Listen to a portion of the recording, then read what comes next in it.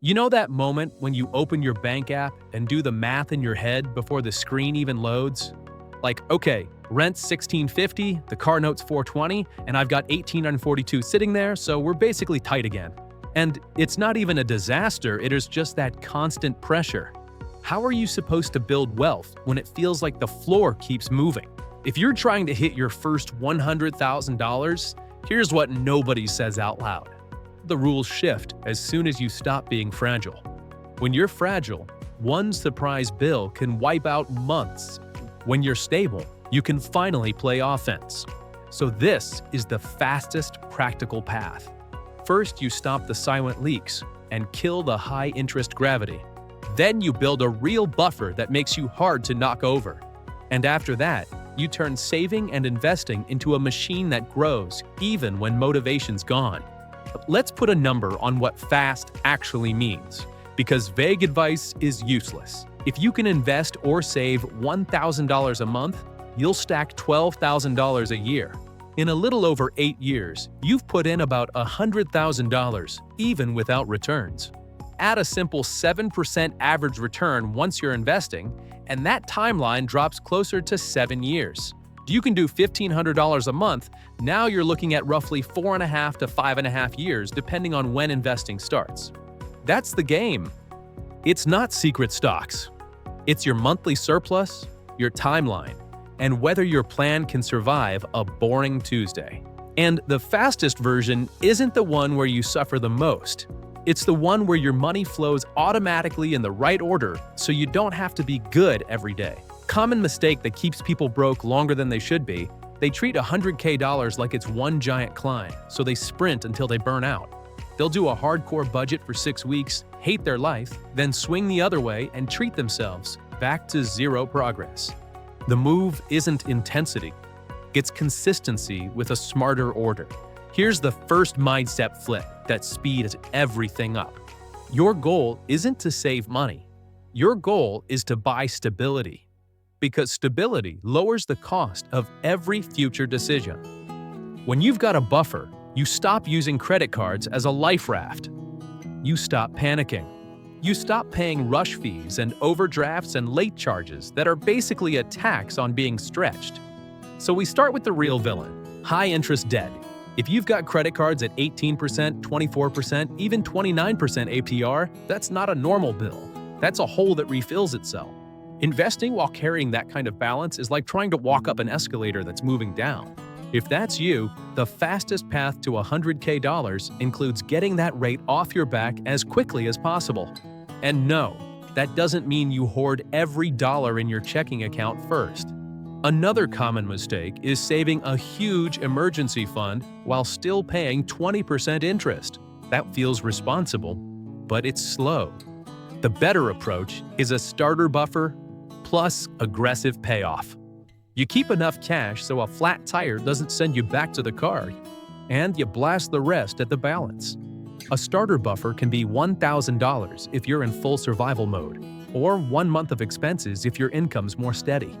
If your monthly necessities are $3,000, 1 month is $3,000.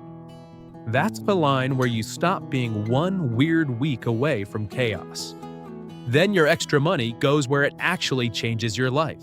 And if you're thinking, Andy, I don't even have extra money, I get it. But extra money isn't always a paycheck thing at first. It's often a flow thing. People making decent money still feel broke because their money's leaking through subscriptions, impulse convenience, and payments they agreed to when they were stressed. Fixing flow is how you create your first $300 to $800 a month of breathing room. All right, now that you've got the map, we're gonna build your $100K like a stack of layers. And once the layers are in place, you stop pushing a boulder uphill and it starts rolling on its own. The first layer is control, not perfection. Control. If you don't know where your money's going, you're not behind, you're blind. And blind is expensive. Here's something you can do this week. Pull the last 30 days of transactions and circle every recurring charge and every small daily habit that's actually big monthly. Then cancel or downgrade one thing and redirect that exact amount into a separate savings account the same day. If it's $19.99, fine. If it's $129, even better. The point is, you're forcing a new default. Now, while you're doing that, you're also going to pick your minimum win number. This matters because people quit when they don't see progress. If you can only free up $250 a month right now, that's not embarrassing. That's $3,000 a year. That's a starter buffer plus momentum. If you can free up $500, that's $6,000 a year. And if you can get to $1,000, you're officially on the fast-track timeline we talked about. The second layer is your buffer, because your buffer is what stops backsliding. I like thinking in 3 levels. Level 1 is $1,000 for true emergencies. Level 2 is 1 month of expenses. Level 3 is 3 to 6 months, depending on how stable your income is. If you're a W-2 employee with a steady paycheck and low risk of layoffs, 3 months is usually plenty. If you're commission-based, self-employed, or your industry gets shaky, 6 months buys you better sleep and better decisions. Now let's talk about what happens after you've got at least 1 month of expenses saved. This is where the rules start to feel different, because you stop playing defense and you start building a system. Your system has an order, and order is speed. The order looks like this for most people. Get any employer match first, kill high-interest debt, build your buffer to 3 months, then invest consistently. That employer match is a cheat code. If your company matches 4% and you're not taking it, you're skipping a guaranteed return that beats anything legal. If you make $70,000 and a 4% match is available, that's $2,800 a year in free money. Over a few years, that's not nice. That's thousands you can't get back. Once your toxic debt is handled and your buffer is decent, the fastest practical move toward $100,000 is boring investing, broad index funds, automatic contributions, no drama. I'm not saying you can't ever buy a single stock. I'm saying the fastest path for a normal person who has a job and a life is the one that doesn't require you to be right all the time. Here's why. At $0 invested, growth is all you. At $10,000 invested, a 7% year is about $700. It's something, but it won't change your week.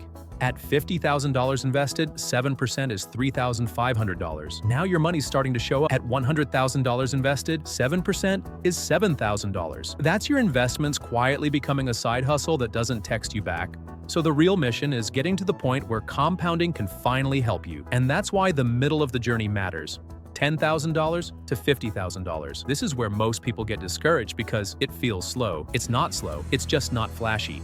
Let's do a clean example. Say you've got $10,000 saved, no high-interest debt, and you can invest $750 a month. That's $9,000 a year in contributions. In 4 years, you've contributed $36,000. Add modest growth, and you're sitting around the mid to high $40,000 range. That's not a fantasy, that's a calendar. Now the next stretch, $50,000 to $100,000 is where people mess it up, because the moment they see real money, they start upgrading everything at once. New car, bigger apartment, more eating out, more "we deserve it" spending. And look, you do deserve good things. You just don't deserve a plan that traps you. Lifestyle creep is the quiet thief of the first $100,000. The better approach is to lock in a rule. When income goes up, investing goes up automatically on the same day. You can still upgrade your life, but you upgrade it slower than your income. That gap is your wealth. If you get a $400 a month raise after taxes and you send $200 to investing and keep $200, your life still improves and your timeline accelerates. Do that a few times and suddenly you're investing $1,500 a month without feeling like you're living on rice and regret. Now, a lot of people ask, what's the right savings rate? If you're trying to hit your first $100,000 fast, 20% of take-home is a great target, not a moral rule. A target. If your take-home is $5,000 a month, 20% is $1,000. If you're at 10% right now, that's $500. The gap between 10% and 20% is usually not one giant cut. It's 5 or 6 small wins plus one income. And that brings us to the lever that speeds everything up: income. Here's the uncomfortable truth. Cutting $3 off your groceries doesn't move the needle like earning an extra $10,000 a year. A $10,000 raise might be $600 to $700 more per month after taxes, depending on your situation. If you invest even half of that, you just bought yourself years. So if you want the fastest, practical path, you don't ignore spending, but you stop worshiping it. You keep your spending under control, and you put serious attention on earning power. Here's something you can do this week. Pick one income move and execute a first rep. That could be applying to 5 roles that pay 15% more, booking one networking coffee, asking your manager what it'd take to earn the next title, or posting one offer for a simple service you can deliver on weekends. One rep, not a whole new identity, just a real action that creates a new door. Now let's talk about a mistake that looks smart but slows you down: waiting for the perfect time to invest. If you're always waiting for the market to calm down, you'll miss half the compounding years you'll never get back. The market's weird a lot of the time. That's normal. The move is automatic investing on payday. When you invest every paycheck, you buy more when prices are down and less when prices are up without even thinking about it. That's not hype, that's math. Now, since we're talking about speed, let's build a simple scorecard so you can tell where you're stuck. If you're not consistently saving anything, the issue is cash flow and control. If you're saving, but it keeps getting wiped out by random emergencies, the issue is your buffer and your insurance basics. If you've got a buffer and you're still not moving, the issue is usually lifestyle creep or income. If you're investing but your balance doesn't grow the way you expected, the issue is either contribution size or you're interrupting the process by pulling money back out. That last one matters. Your first $100,000 doesn't happen when you save it. It happens when you keep it. A lot of people hit $20,000, then pull $8,000 for a vacation and a new couch. Then they rebuild, then they pull again. That cycle keeps you stuck in the same chapter for years. I'm not telling you to never enjoy your money. I'm telling you to stop financing joy with your future. Give yourself a fun line item so you don't feel trapped, but keep the big goal protected. If you're investing, you also need to keep your money simple. This is where people get distracted by advanced stuff too early. Options, day trading, crypto moonshots, the whole circus. Could someone get rich that way? Sure, but the fastest practical path for most people is the one with the highest odds, not the best story. Broad diversification, low fees, automatic contributions, and patience. One clean setup that works for a ton of people is a mix of a total US stock index fund and a total international stock index fund, plus bonds later when you're closer to needing the money. If you don't want to think about it at all, a target date fund can do the allocation for you with slightly higher fees but way less decision fatigue. Decision fatigue is expensive by the way it makes you quit. Now, I'm going to give you a simple timeline example so you can see how this stacks. Let's say you start with $0 invested today. If you invest $500 a month, that's $6,000 a year. With a 7% average return, you're looking at roughly 11 to 13 years to hit $100,000, depending on market behavior. If you invest $1,000 a month, now it's more like 6 to 8 years. If you invest $1,500 a month, you can realistically be in the 4 to 6 year range. And if you're sitting there thinking, must be nice, look, I'm not pretending everyone can hit $1,500 a month right away. That's why the fastest practical path includes a ramp. You don't need $1,500 today. You need a plan that gets you from $300 to $600, then from $600 to $1,000, then from $1,000 upward as your income grows. That ramp is how normal people win. And yes, sometimes life will punch you in the face. That doesn't mean the plan's broken. Now let's lock in the machine part because this is where speed comes from. The machine is automation plus separation. Separation means your bills money doesn't live in the same place as your wealth money. If everything sits in one checking account, you'll spend what's available even if you're disciplined. That's not a character flaw, that's being human. So you split it. Bills account, buffer savings, investing. Money hits. Bills get paid. Savings and investing move out automatically. What's left is what you can spend without guilt. This is where people are shocked. The best budget is one you don't have to think about every day. Here's something you can do this week. Set up an automatic transfer that happens the day after payday into a dedicated savings or brokerage account, even if it's $100 per paycheck. Then, set it to increase by $25 per paycheck every 2 months until it starts to feel slightly uncomfortable. Slightly, not painful, slightly. That auto increase feature is how you sneak up on a high savings rate without feeling like you're in financial prison. Now, let's talk about debt again, but in a smarter way. Not all debt is equal. A 3% mortgage isn't the same as a 24% credit card. If you've got low-interest student loans or a mortgage, the fastest path to $100,000 might still include investing while you pay those down steadily, because the math can work in your favor over time. But if your debt is high interest, it's eating your future faster than investing can replace it. So you prioritize by interest rate and stress level. If a debt keeps you up at night, paying it off is a return you can feel.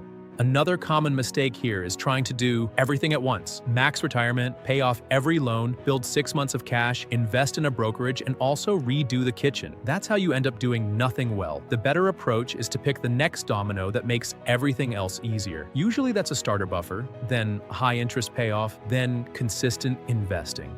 Now, I want to address the weird emotional thing that happens around $30,000 to $60,000. You start to feel like you've saved a lot and also like it could disappear instantly, and that's true. Markets move, cars break, jobs change. So the win isn't pretending risk doesn't exist. The win is building a setup that can take a hit and keep going.